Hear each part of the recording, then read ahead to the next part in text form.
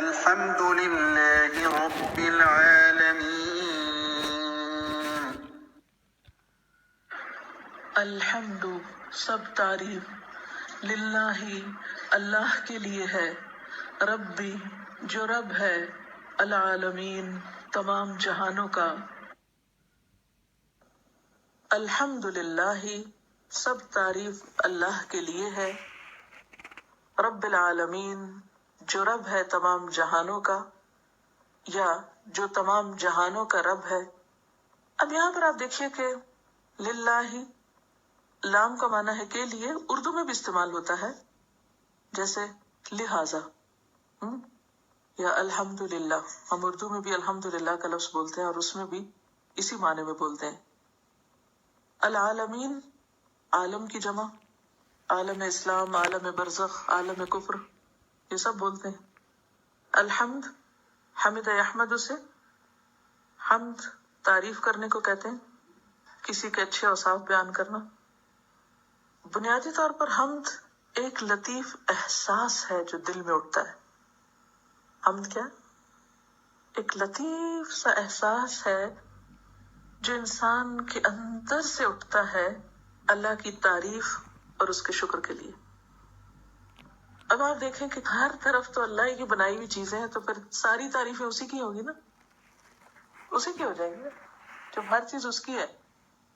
کسی انسان کی جب آپ تعریف کرتے ہیں تو اس کو کس نے بنایا؟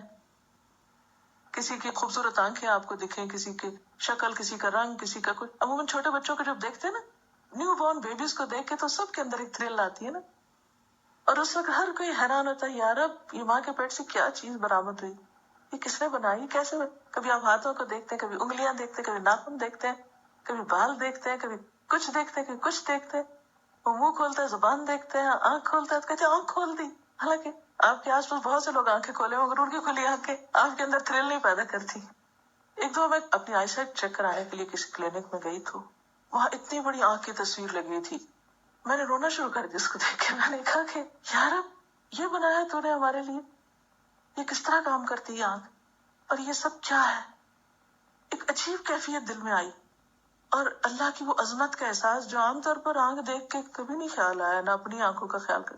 تو جب کبھی بھی آپ کو اللہ کی کوئی عظمت یا قدرت یا تخلیق سمجھ آئے، نظر آئے، محسوس ہو، اس کے بعد جو آپ کے دل سے نکلے، جو آپ کے منہ سے نکلے، جو شکر آئے، یہی حمد ہے۔ اور یہ ساری اللہ ہی کے لیے، کیونکہ ہر چیز اگر کسی انسان کے اندر کوئی خوبی ہے نا تو وہ بھی اس کی اپنی ذاتی نہیں ہے، وہ اس کی دی ہوئی ہے۔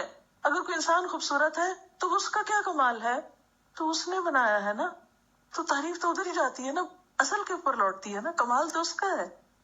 تو الحمدللہ ہم جو ہوتا ہے نا، ایک ایکسپیرینس ہوتا ہے، بیسیکلی انر ایکسپیرینس۔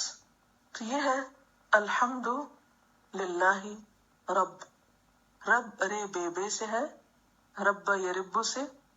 رب کہتے ہیں کسی چیز کو آہستہ آہستہ ذرے سے کمال تک پہنچانے والا۔ پالنا محدود معنی میں ہو جاتا ہے، اگر ہم کہیں نا پالنے والا تو وہ لمیٹڈ معنی دیتا ہے، یعنی آپ کہہ سکتے ہیں پرورش کرنے والا، پرورش کرنے والا، پالنے والا۔ لیکن اس میں کیا چیز ہے؟ آہستہ آہستہ عدم سے چیز کو وجود میں لانا، چھوٹے سے بڑا کرنا۔ جیسے ایک انسان کی آغاز یا ابتدا کہاں سے ہوتی ہے، اور پھر وہ پالتا ہے، اس کو شکل بناتا ہے، اس کو ساری صلاحیتیں دیتا ہے۔ تو اس عمل کا کرنے والا جو ہے وہ رب کہلاتا ہے۔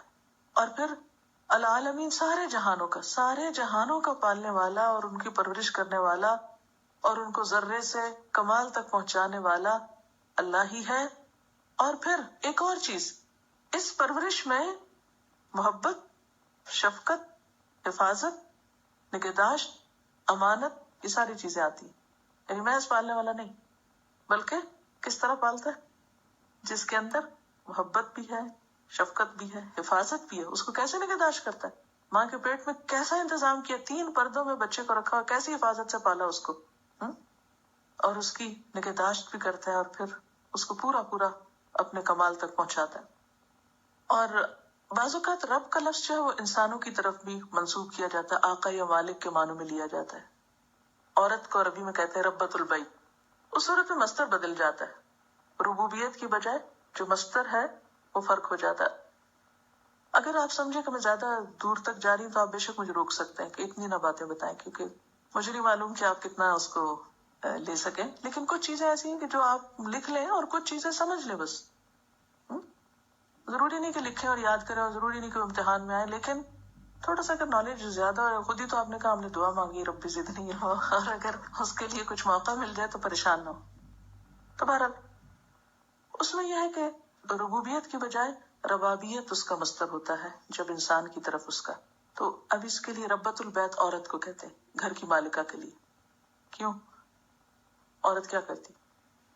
بچے پالتی ہے اور گھر کی ہر چیز کی نگہداشت کرتی ہے، حفاظت کرتی ہے، ایک خاص کیئر کرتی ہے. تو یہ اس وجہ سے اس کو، اور یہ سب چیزیں مالک کے اندر ہی آتی ہیں، کیونکہ جو مالک نہیں ہوتا نا اس کو چیزوں کی پرواہ بھی نہیں ہوتی. تو اللہ تعالیٰ چونکہ سب چیزوں کا خالق ہے تو مالک ہے، تو سب کی حفاظت بھی پھر کر رہا ہے نا، ہر ایک کو پنپنے کا موقع دے رہا ہے، پھلنے پھولنے کا. العالمین، عالمین عالم کی جمع ہے. عالم کا لفظ جو ہے اس کا روٹ کیا ہوگا بلا؟ عین لام میم، علم. اس روٹ سے ایک اور لفظ بھی بنا ہوا ہے، وہ کیا ہے؟ علم.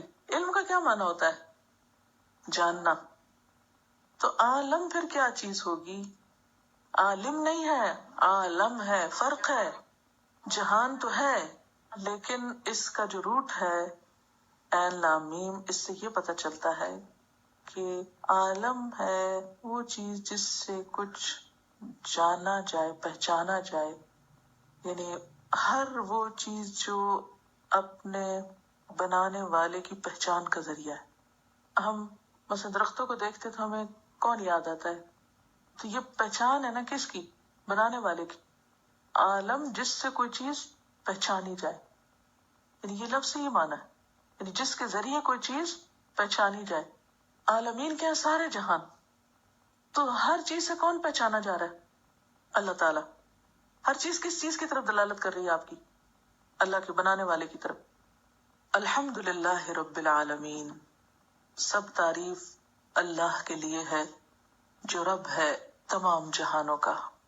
حمد نعمتوں کے اعتراف کے لیے ہوتا ہے. یہ حمد کا معنی ہے نعمت کا اعتراف کرنا، کہ یہ میرے رب نے ہی مجھے دی ہے، یہ اسی کی طرف سے مجھے ملی. بندہ مومن ہر خیر اور ہر بھلائی کے ملنے پر بھلائی دینے والے کو یاد کرتا ہے، اس کا شکر کرتا ہے، اس کی طرف رجوع کرتا ہے، اس کا اعتراف کرتا ہے کہ اس نے مجھے دی.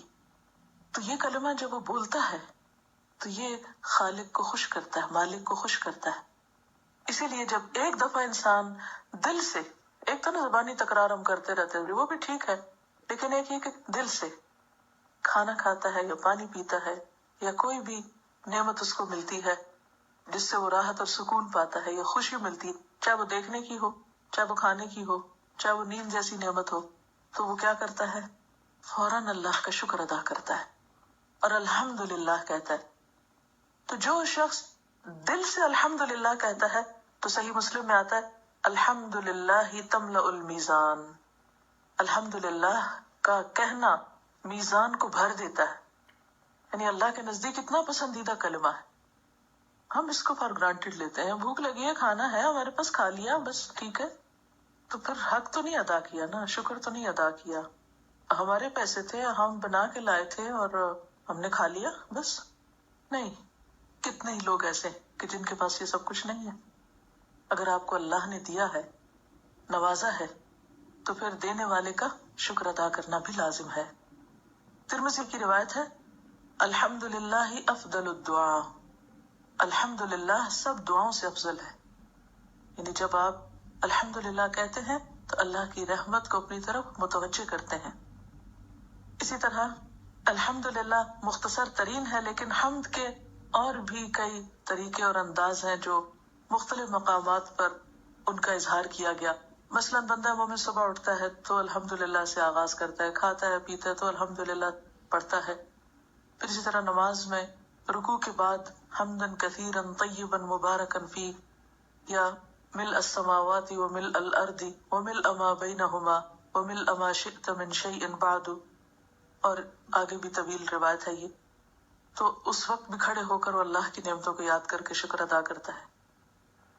اسی طرح جب کوئی اس کی زندگی میں خاص نعمت آتی ہے تو وہ اپنے اپنے الفاظ میں اس کا اظہار کرتا ہے، کیونکہ وہ جیسے پہلے میں نے لفظی وضاحت میں عرض کیا تھا کہ وہ جو ایک تھرل دل میں پیدا ہوتی ہے کسی نعمت کو دیکھ کر، تو اس کے بعد پھر بے ساختہ جو الفاظ زبان سے نکلتے ہیں وہ اللہ کے ہاں بہت ہی ویلیوبل یا قدر کیے گئے الفاظ ہوتے ہیں۔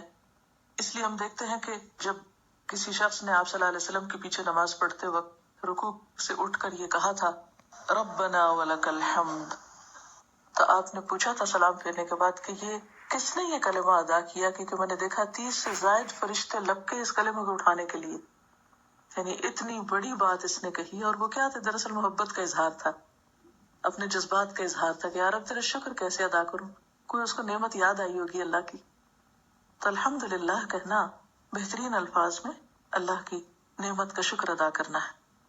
تو الحمدللہ رب العالمین، اور یہاں پر رب العالمین کیوں کہا گیا کہ یا رب تو مجھے بھی دیتا ہے اور تو پورے جہان کا پالنے والا ہے، سب کی نگہداشت کر رہا ہے، سب کو کھلا رہا ہے، پلا رہا ہے، تیرا کس طرح شکر ادا کیا جائے۔